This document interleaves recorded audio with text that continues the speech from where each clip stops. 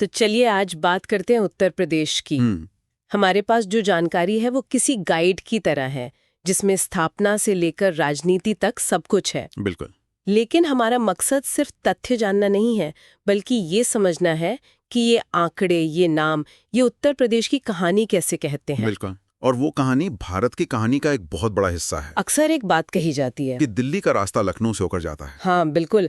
आज की हमारी बातचीत इसी बात की पड़ताल करेगी कि ऐसा क्यों है। हम प्रदेश की नींव, उसके मतलब विशाल प्रशासनिक ढांचे और राष्ट्रीय राजनीति में उसके वजन को समझने की कोशिश करेंगे। तो शुरुआत सबसे बुनियादी सवाल से करते हैं।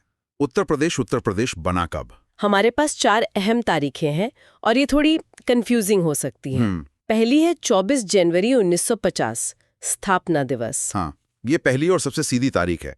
इस दिन यूनाइटेड प्रोविंसेस या कहिए संयुक्त प्रांत का नाम बदलकर उत्तर प्रदेश कर दिया गया। अच्छा, तो ये बस एक नामकरण था। हाँ। प्रदेश को उसकी आज की पहचान मिली। लेकिन कहानी यहीं खत्म नहीं होती। सही कहा। क्योंकि दूसरी तारीख है 1 नवंबर 1956, जिसे कहा गया है राज्य का पुनर्गठन। तो 1950 की स्थापना और 1956 के पुनर्गठन में असल फर्क क्या है? ये बहुत अच्छा सवाल है, क्योंकि यहीं पर अक्सर लोग गलती करते हैं।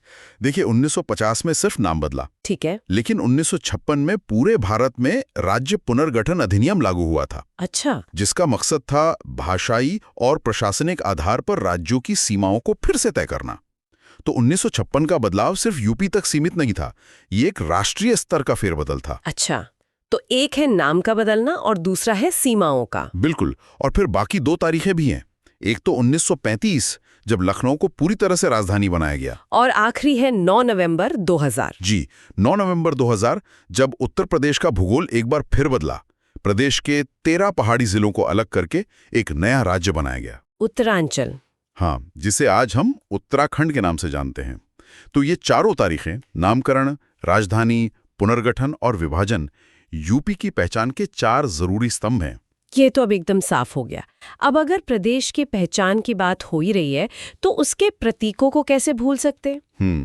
राजकीय पशु बारहसिंघा, पक्षी सारस, वृक्ष अशोक और पुष्प पलाश। ये सिर्फ नाम नहीं है, ये प्रदेश की प्रकृति और संस्कृति का आईना है। जैसे पलाश, हाँ, उसे जंगल की आग भी कहते हैं। हाँ। अगर किसी ने वसंत में यूपी के ग्रामीण इलाकों का सफर किया हो, तो वो जानता है कि कैसे पूरे के पूरे जंगल केसरिया रंग में रंगे होते हैं। वाह। बचपन में तो हम इसके फूलों से होली के लिए रंग बनाया करते थे। ये तो एक बहुत ही सुंदर याद है। लेकिन इन सब में मुझे सबसे ज्यादा दिलचस्प लगा राजकीय चिन्ह। हाँ, वो तो है। एक गोल घेरे के अंदर 2 मछलियां और एक तीर धनुष। ये एक बहुत ही अनोखा कॉम्बिनेशन है। इसके पीछे क्या कोई खास कहानी है? हाँ, और ये कहानी प्रदेश के दिल की कहानी है। ये जो चिन्ह है वो यूपी के गंगा जमुनी तहजीब का प्रतीक है। अच्छा। हमारे सोर्स बताते हैं कि ये जो 2 मछलियां हैं वे अवध के मुस्लिम नवाबों के राज चिन्ह से ली गई हैं। ओके। और तीर धनुष जाहिर है अयोध्या और भगवान राम का प्रतीक माना जाता है। मतलब अवध की नवाबी और अयोध्या की पौराणिकता एक साथ। बिल्कुल। एक ही चिन्ह में हिंदू मुस्लिम संस्कृति का वो संगम दिखाया गया है जो सदियों से इस धरती की पहचान रही है। वाह।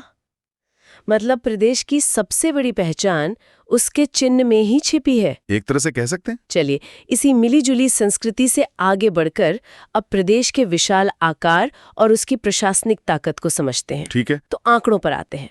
क्षेत्रफल है 2,40,928 वर्ग किलोमीटर, जो भारत के कुल क्षेत्रफल का 7.33% है और क्षेत्रफल के हिसाब से ये चौथा सबसे बड़ा राज्य है। यहाँ ये 7.33% का आंकड़ा भी याद रखना जरूरी है। हाँ। कई बार परीक्षाओं में सीधा क्षेत्रफल ना पूछ पर प्रतिशत पूछ लिया जाता है। सही कहा।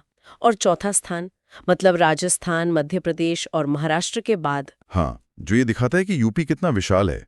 और इस विशालता की वजह से इसकी सीमाएं भी कई राज्यों से लगती हैं। सबसे लंबी सीमा मध्य प्रदेश से और सबसे छोटी हिमाचल प्रदेश से। और एक अंतर्राष्ट्रीय सीमा भी है नेपाल के साथ। बिल्कुल। अब इस विशाल भूगोल को चलाने के लिए जो प्रशासनिक ढांचा चाहिए वो भी उतना ही विशाल होगा। हाँ, और यहीं पर आंकड़े चौंकाने वाले हैं। 18 मंडल, 75 जिले, 351 तहसीलें, ये तो एक बहुत बड़ा प्रशासनिक ढांचा है। तो तो क्या इसका मतलब ये है कि यूपी में शासन चलाना, सरकारी योजनाओं को जमीन तक पहुंचाना किसी भी दूसरे राज्य से कहीं ज्यादा मुश्किल काम है? आपने बिल्कुल सही नब्ज पकड़ी है। यही यूपी की सबसे बड़ी चुनौती भी है और ताकत भी। 75 जिलों का मतलब है 75 अलग अलग प्रशासनिक इकाइयां, जिनकी अपनी स्थानीय समस्याएं होती हैं, अपनी डायनामिक्स होती हैं। ये शासन को एक बहुत ही जटिल प्रक्रिया बना देता है। और इसी जटिलता के बीच वो आंकड़ा आता है जो यूपी को भारत की राजनीति का केंद्र बना देता है। हाँ। लोकसभा की 80 सीटें और राज्यसभा की 31। एक मिनट, 80 सीटें? 80 लोकसभा सीटें। मतलब देश के लगभग 15% सांसद अकेले यूपी से आते हैं। ये तो सच में एक जबरदस्त आंकड़ा है ना? इसका असर दिल्ली की राजनीति पर कैसे पड़ता है? 80 लोकसभा सीटें सिर्फ एक आंकड़ा नहीं है, ये भारत की राजनीतिक हकीकत है। इसका सीधा मतलब है कि जो पार्टी यूपी जीतती है वो दिल्ली की सत्ता के लिए सबसे मजबूत दावेदार बन जाती है। बिल्कुल। इसीलिए राष्ट्रीय पार्टियां अपने सबसे बड़े संसाधन, अपने सबसे कद्दावर नेता यहां लगा देती हैं, और प्रदेश के जो स्थानीय मुद्दे हैं वो सीधे सीधे राष्ट्रीय विमर्श का हिस्सा बन जाते हैं। ये तो बहुत बड़ा दृष्टिकोण है। तो ये हुई केंद्र की बात। अब अगर हम राज्य की अपनी विधायिका को देखें तो यहाँ भी एक खास बात है। यूपी का विधानमंडल द्विसदनात्मक है, मतलब यहाँ 2 सदन है। हाँ, विधानसभा और विधान परिषद, लेजिस्लेटिव असेंबली और लेजिस्लेटिव काउंसिल। विधानसभा में कुल 403 सदस्य हैं और कार्यकाल 5 साल का। एक रोचक तथ्य दिया गया है कि स्वतंत्रता के बाद पहले अध्यक्ष राजर्षि पुरुषोत्तम दास टंडन थे जी। लेकिन मुझे विधान परिषद ज्यादा दिलचस्प लग रही है। इसमें 100 सदस्य हैं और इसे स्थायी सदन कहा गया है। इसका क्या मतलब है? क्या ये कभी भंग नहीं होती? बिल्कुल सही पकड़ा आपने। विधानसभा हर 5 साल में या सरकार गिरने पर भंग हो जाती है, नए चुनाव होते हैं। लेकिन विधान परिषद एक निरंतर चलने वाला सदन है, ये कभी भंग नहीं होता। अच्छा? इसके सदस्यों का कार्यकाल 6 साल का होता है, और एक ऐसी व्यवस्था है कि हर 2 साल में 1/3 सदस्य रिटायर हो जाते हैं और उनकी जगह नए सदस्य आ जाते हैं, ताकि सदन में अनुभव और नए विचारों का एक संतुलन बना रहे। बिल्कुल। भारत के कुछ ही राज्यों में ये व्यवस्था है, और ये उन राज्यों को कानून बनाने की प्रक्रिया में एक, कह सकते हैं, अतिरिक्त बौद्धिक गहराई देती है। ये समझना बहुत जरूरी था। अब राज्य के संवैधानिक प्रमुख पर आते हैं, राज्यपाल। हाँ। सोर्स के मुताबिक राज्यपाल राज्य का मुख्य कार्यकारी प्रमुख होता है और उसकी नियुक्ति राष्ट्रपति करते हैं। हाँ, और संविधान का अनुच्छेद 153 कहता है कि हर राज्य का एक राज्यपाल होगा। यहाँ एक और तथ्य है जो अक्सर परीक्षाओं में पूछा जाता है। क्या? राज्यपाल बनने के लिए न्यूनतम आयु 35 वर्ष होनी चाहिए। ये 35 वर्ष वाला आंकड़ा तो राष्ट्रपति पद के लिए भी है ना? शाबाश, आपने बिल्कुल सही जोड़ा।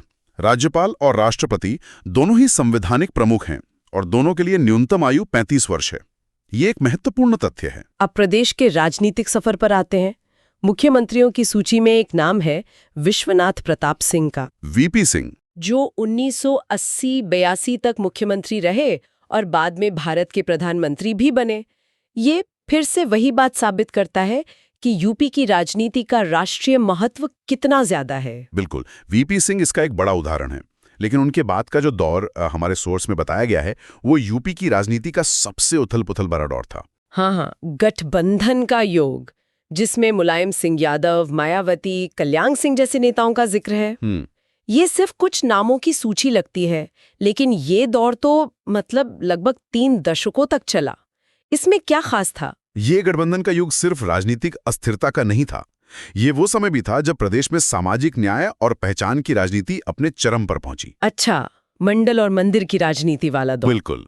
इसी दौर में बहुजन समाज पार्टी और समाजवादी पार्टी जैसी क्षेत्रीय ताकतों का उदय हुआ, जिन्होंने दशकों से चले आ रहे कांग्रेस के प्रभुत्व को चुनौती दी। और इसी दौर में सरकारें अक्सर बनते बिगड़ती थी। और शायद इसीलिए प्रदेश में 10 बार राष्ट्रपति शासन लगाने की नौबत आई। आपने बिल्कुल सही पकड़ा। ये 10 बार राष्ट्रपति शासन लगने का आंकड़ा इसी दौर की अस्थिरता को दिखाता है। और फिर 2012 में अखिलेश यादव के साथ एक युवा नेतृत्व का दौर आया और 2017 से योगी आदित्यनाथ के साथ भाजपा का। ये पूरी समय रेखा यूपी के राजनीतिक बदलाव की एक कहानी है। बिल्कुल, एक पार्टी के प्रभुत्व से लेकर गठबंधन की मजबूरियों और फिर एक नई पार्टी के पूर्ण बहुमत तक का सफर।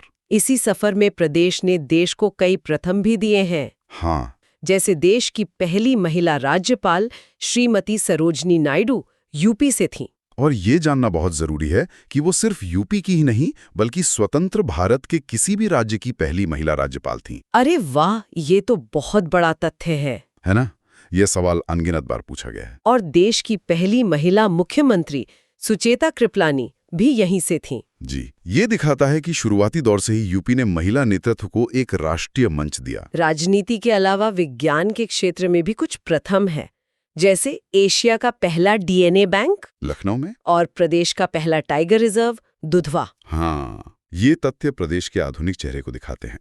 एक तरफ हम उसकी प्राचीन संस्कृति की बात कर रहे हैं और दूसरी तरफ डीएनए बैंक जैसे वैज्ञानिक संस्थान भी है। और अब बात करते हैं उन महान हस्तियों की जिन्हें भारत रत्न मिला। पंडित जवाहरलाल नेहरू, पंडित गोविंद बल्लभ पंत, उस्ताद बिस्मिल्लाह खान और अटल बिहारी वाजपेयी। ये सूची महज नामों का संग्रह नहीं है, ये देश के निर्माण में यूपी की प्रतिभा की योगदान का प्रमाण है। इसमें राजनीति है, प्रशासन है, कला है, संगीत है। हर क्षेत्र में उत्तर प्रदेश ने देश को नेतृत्व दिया है। बिल्कुल। चलिए अब अंत में कुछ ऐसे त्वरित तथ्यों पर आते हैं जो सीधे सवाल बन सकते हैं। एक तो है राष्ट्रीय राजधानी क्षेत्र यानी एनसीआर का। यूपी के 8 जिले इसमें शामिल हैं। इसका प्रदेश पर क्या असर पड़ता है? इसका बहुत बड़ा आर्थिक असर पड़ता है। जो जिले एनसीआर का हिस्सा हैं, जैसे नोएडा, गाजियाबाद, मेरठ, वहाँ इंफ्रास्ट्रक्चर और औद्योगिक विकास की रफ्तार बाकी प्रदेश से कहीं ज्यादा तेज होती है। दिल्ली से नजदीकी का सीधा फायदा मिलता है। हाँ, बिल्कुल। और एक तथ्य जो मुझे भौगोलिक रूप से सबसे अनोखा लगा वो है सोनभद्र जिले से जुड़ा हुआ। हाँ, वो तो है ही। ये प्रदेश का एकमात्र जिला है जो 4 राज्यों की सीमा को छूता है। बिना किसी शक के ये परीक्षकों का पसंदीदा सवाल हो सकता है। कौन कौन से 4 राज्य? मध्य प्रदेश, छत्तीसगढ़, झारखंड और बिहार। सोनभद्र की ये स्थिति उसे रणनीतिक रूप से भी बहुत महत्वपूर्ण बनाती है। तो ये थी उत्तर प्रदेश की एक झलक। हमने स्थापना और प्रतीकों से शुरू करके प्रदेश के विशाल आकार, उसकी राजनीतिक ताकत और इतिहास के कई अहम पड़ावों को समझने की कोशिश की। यह सिर्फ एक राज्य का सामान्य ज्ञान नहीं है, ये भारत के सबसे महत्वपूर्ण राज्य की ताकत और चुनौतियों को समझने की एक कोशिश है। आपने बिल्कुल सही निष्कर्ष निकाला। और ये सब जानने के बाद एक सवाल मेरे मन में आ रहा है। बताइए। आज हमने ज्यादातर प्रशासनिक और राजनीतिक तथ्यों पर बात की, लेकिन सोचिए ये राजनीतिक ढांचा प्रदेश की उस समृद्ध सांस्कृतिक पहचान को कैसे प्रभावित करता होगा जिसका जिक्र हमने राजकीय चिन्ह के संदर्भ में किया था। एक दिलचस्प सवाल है। क्या 80 लोकसभा सीटों की राजनीतिक खींचतान यहाँ के साहित्य, कला और संगीत की धारा को भी कोई नई दिशा देती है? इस पर विचार करना शायद इस प्रदेश को और गहराई से समझने की एक नई खिड़की खोल सकता है। Subscribe, like, comment, and share.